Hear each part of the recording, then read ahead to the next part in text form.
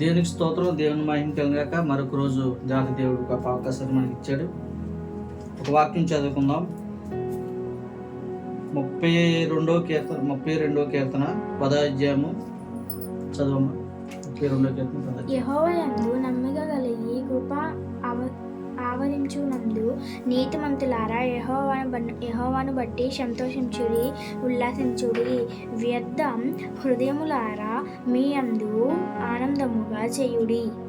చాలు ప్రియులారా, చూడండి, మరి ఈ 102వ కీర్తన 10వ అధ్యాయంలో యెహోవాయందు సంతోషించి ఆనందిస్తే గనక మనకి ఎన్నో మరి ఆశీర్వాదాలు మనకు వస్తాయి. ప్రియులారా, గమనించండి, ఈరోజు దేవుని యొద్దకు వస్తున్నాం, దేవుని మాటలు వింటున్నాం, యెహోవాయందు భయభక్తులు కలిగి మనం ఉంటున్నాం, కానీ మనం ఆనందించట్లేదు.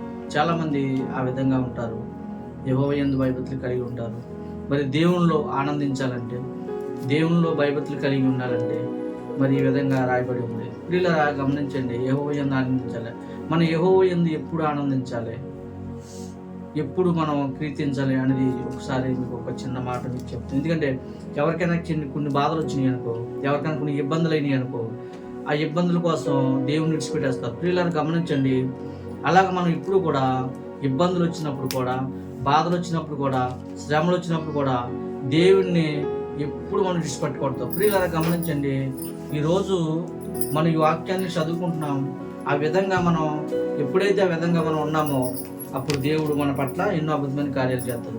ఎన్ని ఇబ్బందులు వచ్చినా, ఎన్ని శ్రమలు వచ్చినా, ఎన్ని బాధలు వచ్చినా యెహోవాయందు భయభక్తులు కలిగి మనం ఉండాలి. యెహోవాయందు భయభక్తులు కలిగి మనం ఉండాలి. ప్రియులారా, గమనించండి, ఈరోజు నేటి దినాల్లో అందరూ కూడా ఆ విధంగా ఉంటున్నారు. మరి పిల్లలు కూడా మీరు గమనించుకోవాలి. ఎందుకంటే తల్లిదండ్రులు లోబడాలి, తల్లిదండ్రులు చెప్పిన మాటలు వినాలి, మరి అలాగే పెద్దవాళ్ళ మాటలు వినాలి. ఎందుకంటే మరి యేసు ప్రభు గారు మన పైకి లేపాలని, ఆయన మనల్ని ఆశీర్వదించాలని, మన కుటుంబాలు ఆశీర్వదించాలని యేసు ప్రభు గారు తలంచుతున్నారు. మన పాపముల కొరకే కదా ఆయన చనిపోయారు, మన పాపముల కొరకే కదా ఆయన శిలువలో మరి ఎంతో అమూల్యమైన రక్తాన్ని మరి కార్చి మరి ఆయన మరి చనిపోవడం జరుగుతుంది. ప్రియులారా, గమనించండి, పిల్లలైన మీరు, యవనస్తులైన మీరు, మరి పెద్దవాళ్ళైన మీరు ఈ వాక్యాన్ని ప్రతి ఒక్కరు కూడా మరి ఆయన మన కొరకు చనిపోయారని గ్రహింపు మనలో ఉండాలి. ప్రియులారా, గమనించండి, ఈరోజు అటువంటి గ్రహింపు మనలో లేదు. ప్రియులారా, గమనించండి,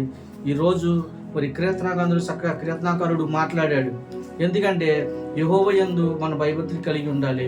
మరి ఆయన యందు మనకు భయభక్తులు కలిగి ఉండి మరి ఆయన చెప్పినట్టు మనం చేస్తే కనుక, మరి ఆయనలో మనం సంతోషిస్తే కనుక, ఆయనలో మనం ఉల్లాసిస్తే కనుక, ప్రతిరోజు ప్రార్థన చేసుకుంటే కనుక, విశ్వాసంలో బలపడితే కనుక మరి యేసు ప్రభు గారు మన కుటుంబాలు దీవించబడతాడు. అలాగే మన సంఘాలు కానీ, అలాగే మన జిల్లాల విషయంలో కానీ మరి ఈరోజు చాలా భయంకరమైన విషయాలు మనం చూస్తున్నాము. మరి దేవుని యందు మరి ఎవరికి చాలామంది కూడా భయభక్తులు లేవు. ఆయన జ్ఞానము చాలామంది కొదవై ఉన్నారు. మరి ఆయన జ్ఞానవంతుడు, ఎంతో సంపన్నుడు. మరి ప్రార్థనల ద్వారా అనేకమైన కార్యాలు పొందుకుని మనము మరి చేపకస్తులము ఈరోజు మనం అవుతున్నామంటే మరి ఆయనకు దూరంగా ఉన్నాం కనుక మరి ఈ కొన్ని వాటిలో మీరు దేవునిలో ఎన్నికల్లో ఉంచుకుని మరి ఆ విధంగా మీరు ఉండాలని మరొకసారి మీకు ప్రేమతో కోరుతూ చిన్న ప్రార్థన చేసుకుందాం.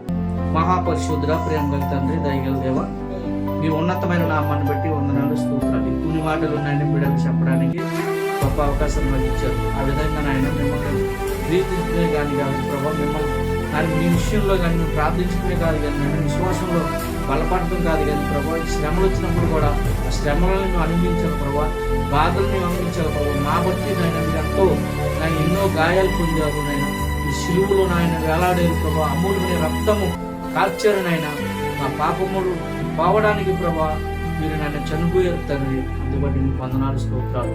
మేము ఆ విధంగా మా జ్ఞానాన్ని మీకు తెలుసుకుని ప్రభావ మేము ప్రతిరోజు ప్రార్థన చేసుకుని ఎందు భయభక్తులు కలిగి ఉండడానికి సహాయం చేయండి. అలాగే చిన్న బిడ్డలు ప్రభావ తల్లిదండ్రులు లోపడాలి, అలాగే సమాజానికి లోపడాలి, మీ ఎందు భయభక్తులు కలిగి ఉండాలి. అవతకి సిద్ధం చేయడానికి బలపరచండి.